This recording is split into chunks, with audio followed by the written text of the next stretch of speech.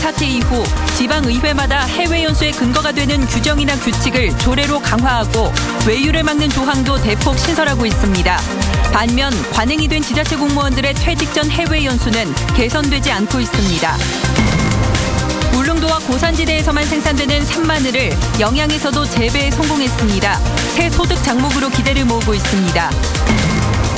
임시정부 수립 100주년 기획뉴스. 오늘은 군자금 조달을 위해 국내로 잠입해 활약한 임정요원들의 활약상을 전해드립니다. 안녕하십니까. 경북권 소식입니다. 예천군 의회 파문을 계기로 지방의회의 해외 연수를 개선하려는 움직임이 곳곳에서 일고 있습니다. 해외 연수의 근거가 됐던 국외 여행 규정 혹은 규칙을 조례로 강화하고 관광성 연수를 막는 조항도 크게 보강될 전망입니다. 이정희 기자입니다.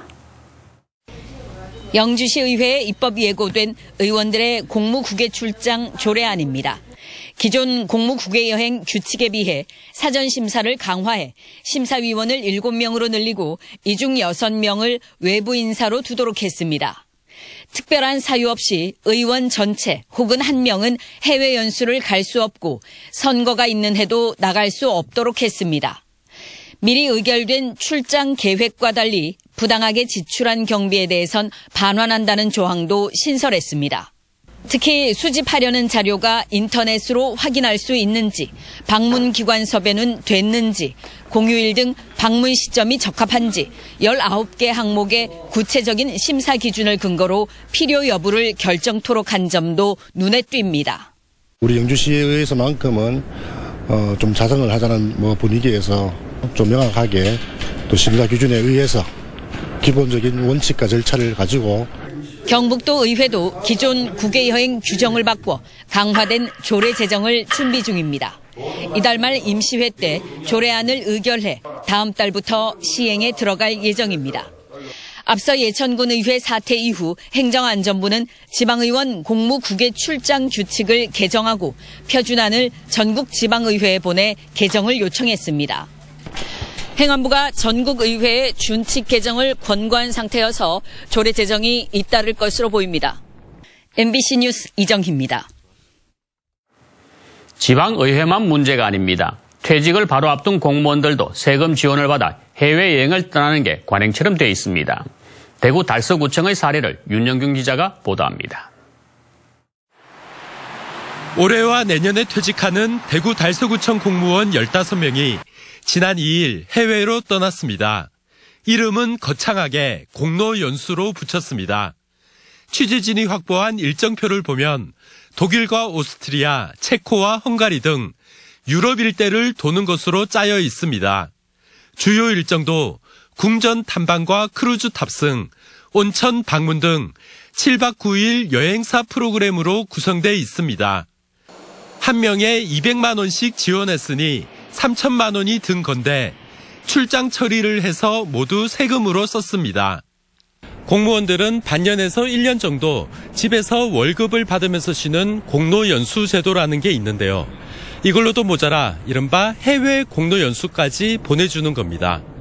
30년 넘게 이제 공직 생활을 하셨으니까 그런 좀 감사의 의미, 그동안 좀 수고하셨다는 의미, 그런 의미도 내포가 되어 있죠. 달서구청은 지난 2011년 퇴직 공무원을 위한 해외 연수 제도를 폐지했습니다.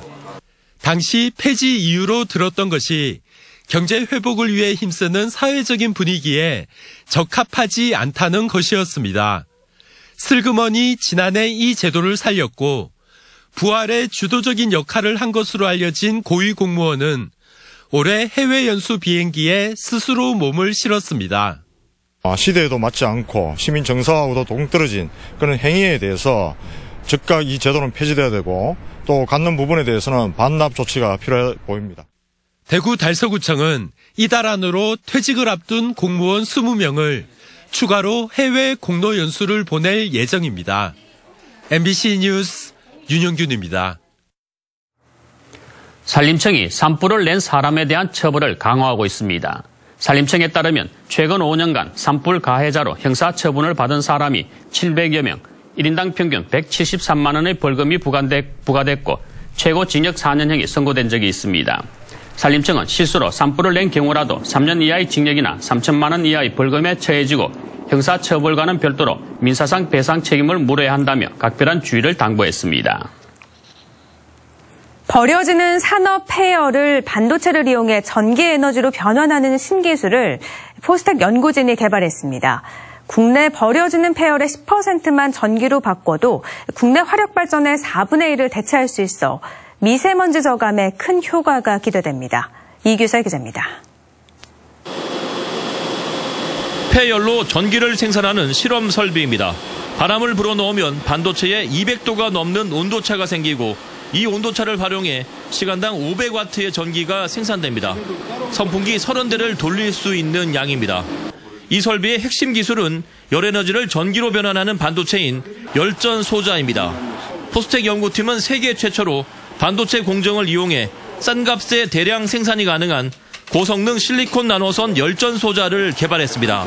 저희가 실리콘과 그리고 반도체 공정을 이용해서 저가 대량 생산할 수 있는 이런 기술을 만들어낸다면 향후에 10% 정도 회수율을 가져왔을 때 산업 전체를 가져온다면 화력발전소 어느 정도 대체할 수 있는 산업용 폐열은 제철소와 열병합발전, 소각장 등 우리나라 170여 사업장에서 나오고 있는데 2013년 기준으로 우리나라 전체 폐열 생산량 5,839TOE 가운데 15%만 활용되고 나머지는 버려지고 있는 실정입니다.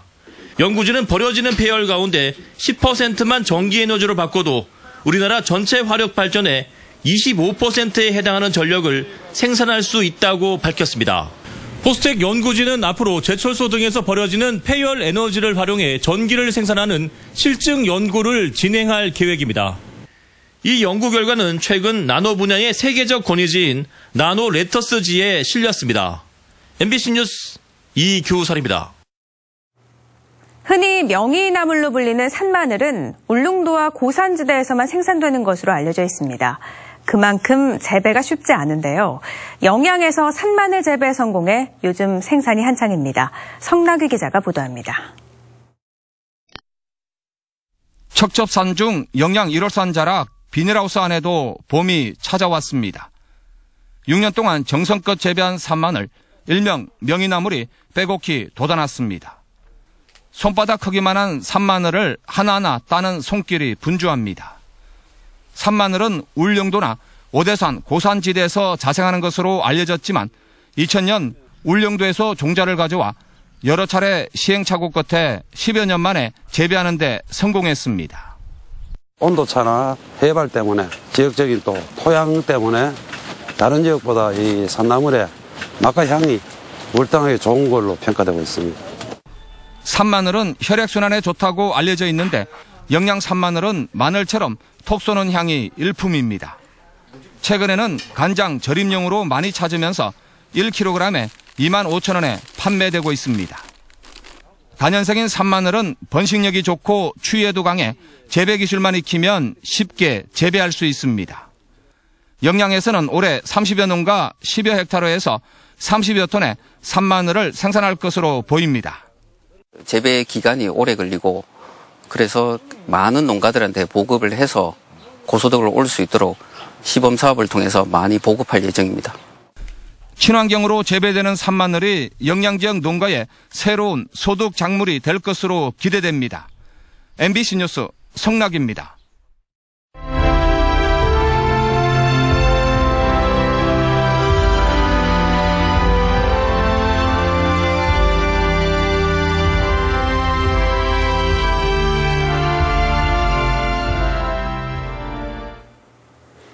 대한민국 임시정부 수립 100주년 기획 보도입니다.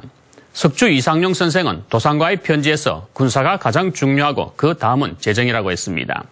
간도에서 군대를 양성하던 석주도 돈만 있으면 무기를 구할 수 있다며 군자금이 부족한 상황을 아쉬워했습니다. 상해 임시정부도 국내의 요원을 침투시키고 자금 모집에 나섰지만 김연한, 안상길 선생 등은 일제 경찰에 체포돼 많은 순환을 겪었습니다. 앵커 리포터로 전해드립니다. 대한민국 임시정부 재무총장 명의로 발행한 독립공채입니다. 수로 군정서 의용대 재무부 발행 영수증, 하와이 국민회에서 발행한 대한민국 자유공채금 영수증. 이 공채와 영수증은 모두 독립자금을 모으기 위해 발행됐습니다. 안동 출신 김연한 선생은 1920년 상주에서 이란 애국금 납입 통지서와 영수증을 옷 속에 지니고 있다가 체포됐습니다. 선생은 상해 임시정부 내무부 소속 심산 김창숙으로부터 독립자금 모집 지시를 받고 국내에 잠입했습니다. 일제 법원의 판결문에는 김연한이 대구와 상주 등지에서 지역 유지들을 만나 독립자금을 요구했다고 서술돼 있고 이 사건으로 김연한 선생은 징역 1년을 선고받았습니다. 당시 임시정부는 나라 안과 연계하기 위해 연통제와 교통국, 지방선전부 등을 뒀으며 특히 교통국은 국내와의 통신 연락기구로 비밀 결사를 조직하고 임시정부 자금 지원 활동을 펼쳤습니다. 20년에는 독립전쟁의 원년이라고 해서 만주에 있었던 독립군 조직을 전부 임시정부에 통합을 하잖아요. 전 세계에 나가 있는 모든 독립운동 조직이 대한민국 임시정부라고 하는 한 조직으로 국내뿐만 아니라 국외 지역들이 전부 하나로 뭉쳐지잖아요. 그런데 이제 그것이 1920년에 봉오동 청산리 전투가 벌어지는 그리고 성취업을 거두는 큰 바탕이거든요. 김연한 선생의 자금 모집 사건에 연루된 성주 김창숙, 영양 이윤형, 권태일, 예천 조혜재, 안동 김병하 등은 경북인으로 독립자금을 모으기 위해 자신의 출신 지역에 임정요원을 침투시켰던 겁니다. 그러니까 대한민국 임시정부가 수립되고 나서 대한민국 애국부인회라든가 각계 그 여러 그 단체와 그 사람들이 임시정부를 지원하는 활동을 이제 펼치는데요.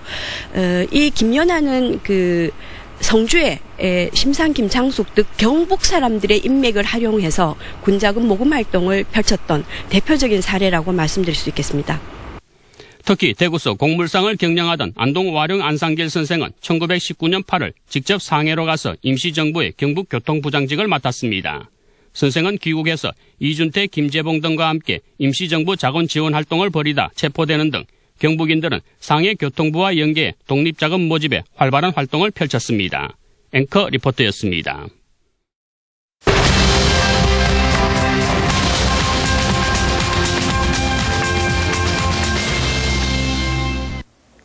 데스크 간추린 뉴스입니다. 임시정부 100주년 특별기획 안동 MBC 라디오 드라마 임청각이 오늘 첫 회를 시작으로 50부작 방송에 들어갔습니다. 라디오 드라마 임청각은 석주 이상용 선생을 비롯해 11명의 독립투사를 배출한 임청각 사람들의 항일 투쟁과 고뇌를 그리고 있습니다. 그 군자금이라는 게 혹 서간도와 관련이 있는 겁니까? 맞습니다. 서간도 독립군 기지를 위한 자금을 마련하던 중이었습니다. 어쩐지 예사롭지가 않더라니. 역시 그랬군요.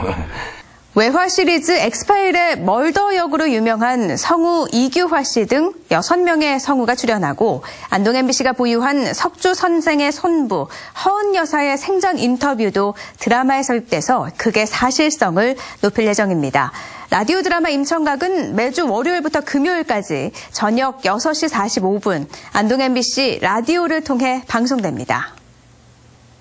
다음 달부터 의성에서도 개봉 영화를 볼 수 있게 됐습니다. CJ CGV가 의성문화회관을 비상설 영화관으로 지정하고 5월부터 둘째와 넷째 토요일 등 매달 5차례 개봉 영화를 상영하기로 했습니다. 의성에서 영화를 보려면 안동이나 인근 도시로 나가야 하는 번거로움이 있으나 5월부터 의성문화회관에서 최신 영화를 상영함으로써 국민들에게 문화적 시간적 혜택을 누릴 수 있게 되었습니다. 관람료는 일반 영화관의 3분의 2 수준인 6,000원이며 CGV 홈페이지와 현장 무인 매표기 등 일반 영화관처럼 예매와 발권이 이뤄질 예정입니다. 안동시가 전용 서체를 만들어서 사용합니다. 안동시 전용 서체는 안동의 정체성을 담아낼 수 있는 월용교체와 깜찍하고 발랄한 느낌의 엄마 까투리체인데요. 안동시는 서체 개발이 끝나면 시청사 외벽에 안동시의 비전을 이 서체로 써서 시민에게 선보인 뒤 홈페이지에 파일을 올려서 시민 누구나 무료로 사용할 수 있게 할 예정입니다. 상주시가 경상북도 공공산후조리원 설치 지원 지역으로 선정됐습니다. 상주시는 도비와 시비를 합쳐 모두 58억 원으로 2021년 준공을 목표로 지상 3층 14개실 규모의 공공산후조리원을 건립할 예정인데요. 이곳에는 산모 전용 산후조리실과 건강관리 프로그램실, 그리고 마사지실 등의 시설이 들어섭니다. 지금까지 데스크 간추린 뉴스였습니다. 경북교육청이 오늘부터 닷새간을 제4회 독도교육주간으로 운영합니다. 오늘 열린 일본 교과서 왜곡 대응 심포지엄에서 경북 지역 교감단은 규탄 결의문을 채택했고 일본 교과서 왜곡 실태와 독도 교육 강화 방안에 대한 토론도 진행됐습니다. 또 도내 교육지원청과 학교마다 독도 교육 자료가 배포되고 독도 사진 전시회와 독도의 비경을 가상현실을 통해 볼 수 있는 독도 홍보버스 체험도 진행됩니다. 쌀값이 4월부터 하락폭을 키워 5월에는 80kg을 기준으로 19만 원대가 무너질 것이라는 예측이 나왔습니다. 한국농촌경제연구원의 관측에 따르면 지난해 쌀 시장 공급량이 전년보다 2.9% 많아 초과 공급량이 10만 톤을 웃돌고 있습니다. 경북권 소식을 마칩니다. 시청해주신 여러분 고맙습니다.